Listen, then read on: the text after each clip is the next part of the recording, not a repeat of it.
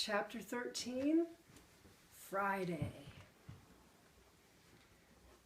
When my father woke me at 6 o'clock the next morning, I knew at once that this was the day of days. It was the day I longed for and the day I dreaded. It was also the day of butterflies in the stomach, except that they were worse than butterflies. They were snakes. I had snakes in the stomach the moment I opened my eyes on that Friday morning. The first thing I did after I had got dressed was to hang the "Sorry, closed" notice on one of the pumps. We had a quick breakfast, then the two of us sat down together at the table in the caravan to prepare the raisins. They were plump and soft and swollen from being soaked in water, and when you nicked them with a razor blade, the skin sprang open and the jelly stuff inside squeezed out as easily as you could wish. I slit the raisins while my father opened the capsules. He opened only one at a time and poured the white powder onto a piece of paper. Then he divided it into 4 tiny piles with the blade of a knife.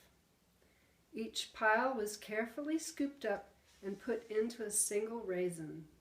A needle and black cotton finished the job. The sewing up was the hardest part, and my father did most of that. It took about 2 minutes to do one raisin from start to finish. I enjoyed it. It was fun. "Your mother was wonderful at sewing things," my father said. "She'd have had these raisins done in no time." I didn't say anything. I never knew quite what to say when he talked about my mother. "Did you know she used to make all my clothes herself, Danny? Everything I wore." "Even socks and sweaters?" I asked. "Yes," he said, "but those were knitted, and so quickly. When she was knitting, the needles flew so fast in her fingers you couldn't see them. They were just a blur. I would sit here in the evening watching her, and she used to talk about the children she was going to have. 'I shall have 3 children,' she used to say. 'A boy for you, a girl for me, and one for good measure.'" There was a short silence after that. Then I said, "When Mum was here, Dad, did you go out very often at night, or was it only now and then?" "You mean poaching?" "Yes." "Often," he said, "at least twice a week." "Didn't she mind?" "Mind? Of course she didn't mind. She came with me." "She didn't." "She certainly did. She came with me every single time, up until just before you were born. She had to stop then. She said she couldn't run fast enough." I thought about this extraordinary piece of news for a little while. Then I said, "Was the only reason she went out because she loved you, Dad, and because she wanted to be with you, or did she go because she loved poaching?" "Both," my father said. "She did it for both the reasons you mentioned." I was beginning to realize what an immense sorrow it must have been to him when she died. "Weren't you afraid she might get shot up?" I asked. "Yes, Danny, I was, but it was marvelous to have her along. She was a great sport, your mother." By midday, we had prepared 136 raisins. "We're in good shape," my father said. "Let's break for lunch." He opened a can of baked beans and heated them up on a saucepan over the kerosene burner. I cut 2 slices of brown bread and put them on plates. My father spooned the hot baked beans over the bread, and we carried our plates outside and sat down, with our legs dangling over the platform of the caravan. I usually love baked beans on bread, but today I couldn't eat a thing. "What's the matter?" my father asked. "I'm not hungry." "Don't worry," he said. "The same thing happened to me the first time I went out. I was about your age then, maybe a little older, and in those days we always had a hot tea in the kitchen at 5 o'clock.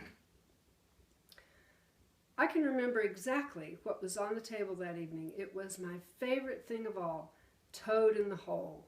And my mum could make toad in the hole like nobody else in the world.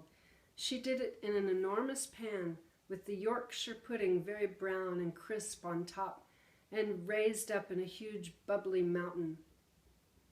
In between the mountains you could see the sausages half buried in the batter. Fantastic it was. But on that day my stomach was so jumpy I couldn't eat one mouthful. I expect yours feels like that now. Mine's full of snakes, I said. They won't stop wiggling about. Mine doesn't feel exactly normal either, my father said. But then, this isn't a normal operation, is it? No, Dad, it's not.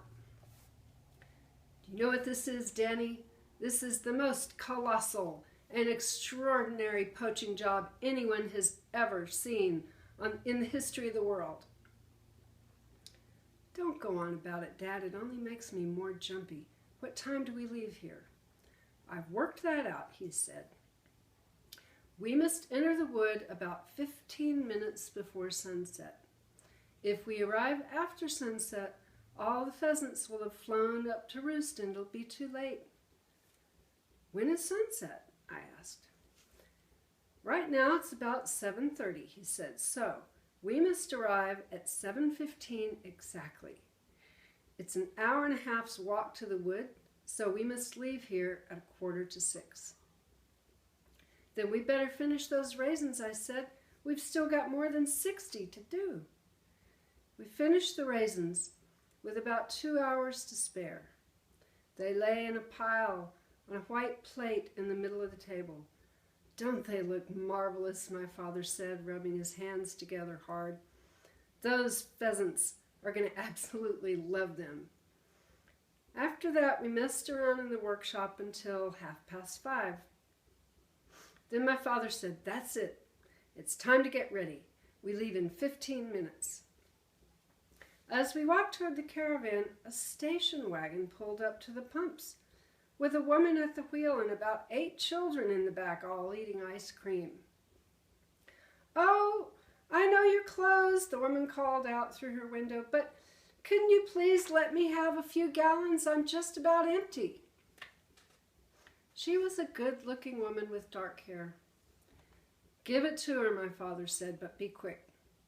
I fetched the key from the office and unlocked one of the pumps. I filled up her tank and took the money and gave her the change. You don't usually close as early as this, she said. We have to go out, I told her, hopping from one foot to the other. I have to go somewhere with my father. You look jumpy as a jackrabbit, she said. Is it the dentist? No, ma'am, I said. It's not the dentist, but please excuse me. I have to go now.